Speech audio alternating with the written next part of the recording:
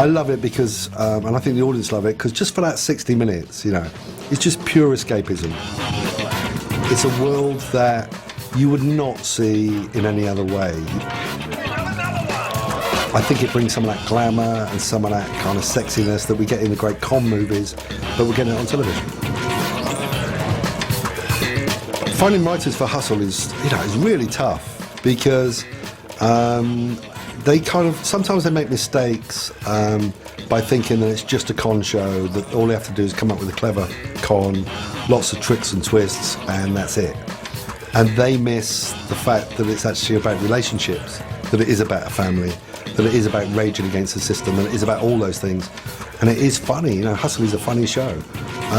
And if you miss any one of those ingredients, the episodes don't work.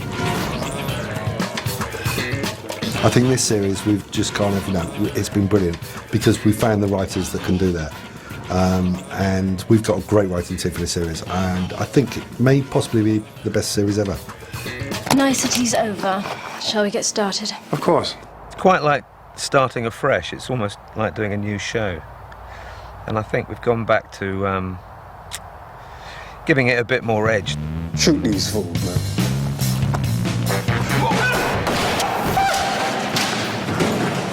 And I think it sort of needs that, because I think it's... a lot of the stuff we do is sort of implausible. So to give it that sort of cutting edge, slightly darker side, I think is what the piece is all about, really. We're cool. Mm-mm. We're cool, I swear. You're cool? Yeah. You sure? Yeah. All right, so tell me. What did you see? Nothing. Because it's nothing personal, but you know, if I ever see you again, I'm going to have to kill you. Sure. And every member of your family. Yeah. You understand? Mm. All right. Hustle has always been very kind of out there with its, you know, a leader in sense of its style and its gloss, and just how kind of classy really it is, and it looks beautiful. And so we wanted to obviously push it on as far as we could. We're shooting on HD, and we shot it with the Pro 35, which is a quite special filmic lens, and it gave it a very distinct quality and allowed us to do something very different in the grade of the picture as well. We wanted to use very new you know, as many unfilmed locations as we could in London, and really just, you know, show a lot of kind of interesting architecture and film in areas that are not necessarily filmed in London, alongside the more kind of known ones as well, but we just wanted to, you know, really use London as a location. Another thing that we've refreshed is the Hustle freeze frame. So quite often in a scene, we our characters will step into a scene which has been frozen, and we use that as a kind of a plot device quite often. You're not really after a Mondrian, are you? I mean, Meredith would kill for another one. That piece in the middle, she bought for $250,000. Of a million.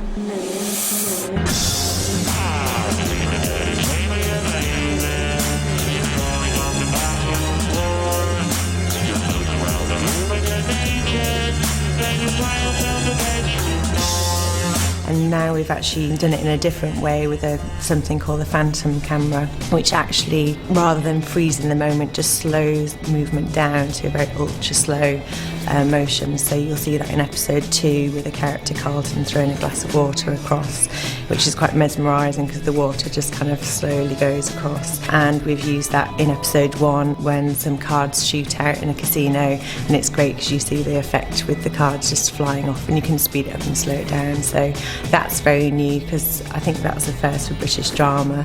Until now it's only been used in sport and kind of wildlife documentaries. Who are you? Yeah, I was just going to ask you the same thing. I asked first. I'm Emma Kennedy. Sean. So we started talking about doing another series. We met and talked to the cast. I think Jamie had gone off and she was kind of stateside. We then talked to Mark Warren, and Mark was kind of up for it. It was kind of a lot of things were happening for him at the time, and it's kind of, can we do this? Can we do that? And that was kind of, you know, that was difficult too. So that didn't look like that was going to work. So I had to fill those 2 gaps. There was no question that I had to rebuild that family. So I thought about that for a while and thought, how's that going to work? It's really difficult because the dynamics worked in as much as kind of femme fatale, but is it really just about replacing Jamie? And aren't people going to say, well, you've just replaced like for like? The same with the character of Danny, who was kind of the young wannabe. But that dynamic was really important to Hustle because you needed someone who didn't understand the world perfectly, because that was the character that represented the audience. So I needed that dynamic, and so that made it really tough. So I spent a lot of time thinking about it, and eventually I came out with this concept of brother and sister. So these are kids that have been fallen through the net, of the system in this country. They've been in care homes, they've been in foster homes. Eventually they were going to split them up. And so what they did was they grabbed everything they could and they ran. And they've lived on the streets ever since. And as they've lived on the streets, they've learned how to hustle. You switched the wrong sodding case. No way. That's his case, I swear it. Yeah? Well, how can it be? Because there's 50s on the front. You told me to use 20s, and I did. You checked. Remember? I don't believe this. We've been conned. Sean Kennedy is Emma Kennedy's younger brother, and he's very much a novice grifter. In fact, he's not a grifter at all. And so through the series, he is learning on the job. And Tony had written him very much the baby brother who'd relied on his big sister, but as you'll see through the series, there are quite protective qualities that come through. So we needed somebody who was going to, obviously be gorgeous and have all those qualities, really be young enough to actually feel that kind of naivety and empathy for, but also be able to really be a proper man as well and feel part of the team. And we had a scene which is in episode 2 when Mickey sends him out on his first recce to get information, and he messes up by becoming drunk and then comes back and has to deliver this information. And it's this kind of drunken waking up, and actually starts to really impress the team. And we always said, once we find the person who can deliver that speech really well, that'll be our Sean. Carlton plays Batman every Wednesday. He's left-handed. He gets a massage afterwards, likes Michael Bublé and voted for Boris. Harry doesn't do much sports, but got mugged 3 months ago, so he's recently taken up martial arts. He voted for Boris too, and he's a fan of Mika. From what I can tell, everyone I spoke to hated him. And the barmaid in their local, get this, the barmaid in their local spit in their drinks. We got our way in there. PR. Matt D'Angelo came in and just absolutely bowled us all over with his entire audition, but this speech, the rhythm, the energy and the pace to it, and he was so genuine in his delivery. That was it for all of us. In fact, the BBC and the execs and myself, we were just so impressed. And so we found Matt very quickly, actually. Matt is, at the moment, and I hope they tap into it, the moment he's extremely funny off screen, and when he's on screen, he's playing this role where his comic timing and his humour is used now and again, but his camera stopped rolling. He's absolutely hilarious. It's brilliant. A lot of people told me you were difficult to work with. They told me you were fussy. They told me you couldn't remember lines, and that you hated younger people in the cast. But after the first couple of weeks and that first kind of accident that happened, where you accidentally struck me, it was fine. We've been getting on fine since then. It's kind of like I feel like we've connected. Authority without fear. Exactly. What I try to instill. Yeah, put you back number one, please. Which is why I thought we Wait, should just pass around just a small one. Mal, kill the waterfall. Oh God, that was good. Hug it out. Could you go and do some work, please? Thank you very much. Let's go on, up you go. When you're playing a family and you're playing that closest bond that I think anyone can ever have in real life, there needs to be a certain amount of just natural banter and a natural connection, and there needs to be you can't cheat that. A lot of stuff you can and play around, but that stuff, there needs to be something there. And if you do try and cheat that, I think the camera picks it up and you can see through it quite easily. So with Kelly, I was quite relieved when just on the first day, our first conversation was just so randomly deep and quite meaningful. I was like, wow, this girl's a really cool girl, and I proceeded to put her in headlocks and give her little noogies, and trip her up and stuff. So kind of really going for the whole method brother and sister thing. And when we get on like a house on fire. In fact, she's known, but a lot of the cast and people do call her the gimpy pugster, which is quite difficult to grasp.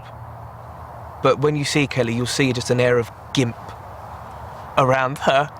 And she was born in Pugsville and was elected the mayor of the Pugalots. So if you ask her about that, she'll tell you all about that. Well, Matt, being my brother, the characters are supposed to be very, very close. They've been together, they've got no family, they've been together, obviously, since they were born, but they don't need anybody else, they've never had anybody else. So when they said, oh, you've got a younger brother in this, and it's Matt D'Angelo from EastEnders, and I thought, oh, we had the first read-through, and I was sort of eyeing him up, trying to see, what kind of person he was like, if I could get in there, and he was quite sort of on guard in the read-through, and as we all were, sort of meet and greet. And then on the first day, I thought, right, I'm just going to go and hang out in his trailer. And we hung out for the first 3 or 4 days, the whole time, playing cards, messing around, and pretty much instantly he started bullying me. Punching me, flicking me, being mean to me, calling me horrible names, which he does every day, calling me Puggy, which I'm sure you've already heard about. And immediately people go, oh, how long have you known each other? I was like, 4 days, but it feels like 4 years. And it's just, we just get on very well, but in a very sisterly, brotherly, bullying each other, tripping each other up, playing tricks, trying to mess up my takes all the time. He'll do pretty much anything that a small brother would do to mess up my world. What we really wanted to do with the character of Emma is have that kind of chemistry with Mickey on an intellectual as well as a kind of more emotional level, and so she needed to be sassy and smart. It must be weird for you working with someone new. I can honestly say it's a pleasure. Thank you. So much so that I was thinking that maybe when we're done here, we could get to know each other better. Over dinner, perhaps. Mm-hmm.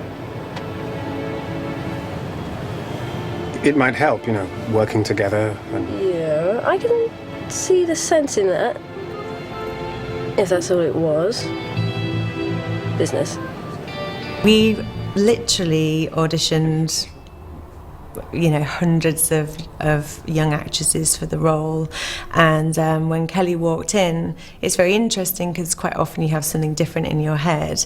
She walked in and she wasn't what I expected Emma to be like, but she came in to have an audition with Adrian Lester, and the chemistry and the way she interpreted the lines and the way she had such control and a real kind of spark and kind of mischievous knowledge to her delivery actually was beautiful. And again, as soon as we found her, we all just knew she was right for the role. This is Ash Morgan. 3 socks. Pleased to meet you, I think. Well, then you must be... Michael Stone. We've just conned Mickey Brooks and 3 socks Morgan. I think you'll find it was the other way around. Oh, really? Because I thought we got clean away. The character of Cyclops was really funny, and we did audition quite a few people, but we always wanted Bill Bailey. They tell me you're the man who knows. Knows what? Everything. I think you got me mixed up with someone else. It's him.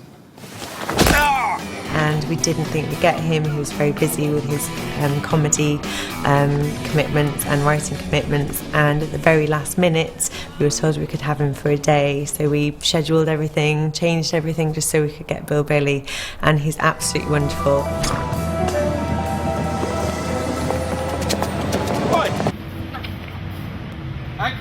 And of course then he was so wonderful that Tony wrote Cyclops in again, and we went through the same process whereby we couldn't get him, and then again we were told we could have him for a morning, so we changed everything so we could get Bill Bailey for the morning, and I think he was worth it. He's great. I'm looking for 2 con merchants.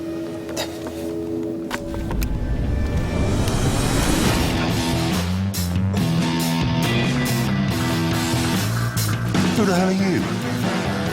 Is this fool really asking me who I am? Yeah, I think he is. The thing about Adrian and working with him is you, just by meeting him, you just notice this kind of intense calmness that he brings to a set. and there's obviously a lot of respect for Adrian, because he's just, you know, the calibre of work he's done. And he's the thing, he's a member of the group that just softens everything and calms it all down. I've never seen Adrian on stage, and I hear that he's absolutely wonderful in Henry V and Hamlet. He's terribly fun to work with. He's very calm and very witty, and also does a million different voices. He can dance, he can sing, he does everything well. I hate every moment of his life. But I have none of those talents. Where were we? I was talking about... Favourite Tony Jordan hustles. Yeah, I'll answer that whole thing again and be more concise, because I've rambled all the way through that. What do you mean now? Yeah. You're rolling. Yeah. I'm not used to it. Somebody says action. Sorry, action. That was really good. Have you ever directed? Have you ever thought about? Now and again. Now and again. No one listens. He messes around and he's fun, but he's right on it. He's so professional. He comes up with amazing... It's funny because my character's written as looking up to him, and he's always coming up with these amazing ideas, and she's always 4 steps behind and wishing she could be like that. And that's pretty much exactly how it is in real life. In the scene, he'll go, oh, why don't I do this with the chest thing or do this trick, and we'll work that into the scene, and I'm always wishing I'd thought of it. And I just stood there going, oh, God, yeah, he's brilliant. 153, take 2. Action. Adrian's a really important element of the show because Mickey is kind of the driving force of the gang, and Adrian brings a sort of smoothness and a thoughtfulness to the character that makes it completely believable. Every time Mickey comes up with a scheme, because of the way Adrian puts it together on screen, you believe that someone could think like this and think this quickly and react this quickly to things. Excuse me, is this yours? Yes. Strange, you must have come out of your pocket and rolled quite a distance to get all the way. Oh, goodness, I'm terrible. I'll let you get dry there. There we go. Do you know how much these things cost? I'm terribly sorry. Just do that for you. Oh, that's me again. Let me get your pad there, sir. Is your phone working? It's fine. You sure it's all right? No white wine in it. Good. I'll leave you alone, sir. Thank you. Oh, my hat. They'll never let me back on ship without that.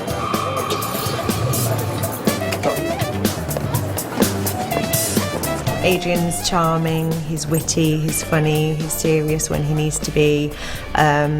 One performance, which is one of my favourites, is in episode 3 where he plays quite a nervous journalist called Simon Ainsworth. Hello.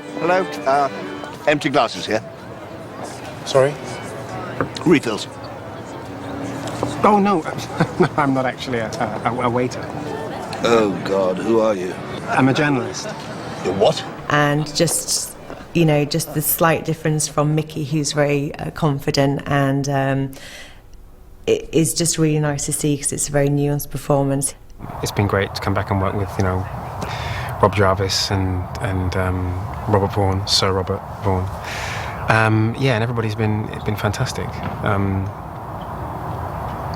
I mean, Rob Glenister, he's changed. He's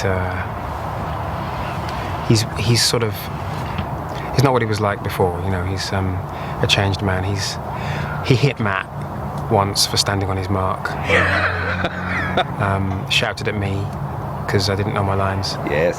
I mean, it's nice to do 2 jobs at the same time, or 3 when you start a series, as he was doing Spooks and Hustle and working in the theatre, and had these big speeches and came in knowing every line. But what are you trying to prove? Do you know what I mean? Sort of relax, take it easy, and don't take it out on your other actors who just have one job and just got a line wrong. It's not right or fair, really.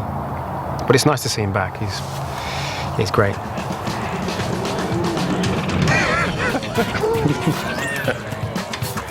That's perfect. Done? Marvellous. Thank you very much. I've met her somewhere. I really hope I was allowed to tell all that story. I was like, they meet, and then the mask comes off, because it's from the thing anyway. So it's fine. That was a bad answer. It's just...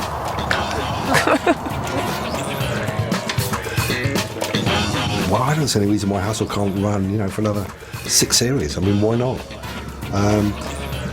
And that's purely because this reinvention has worked for me. I've seen the opening 2 episodes now, and it absolutely works. So if we can reinvent it along the way, that gives it legs. So that means that Hustle's around for a while, I think.